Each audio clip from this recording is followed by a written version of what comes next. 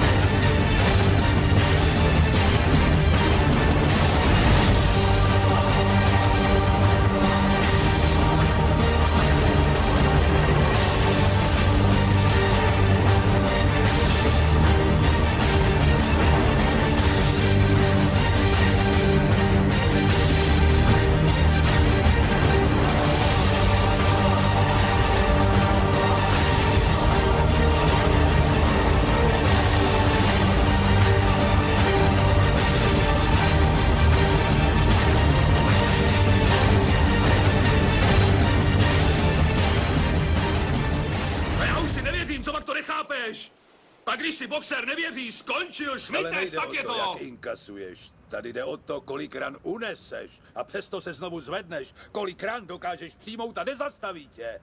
Jenom tak se vítězí.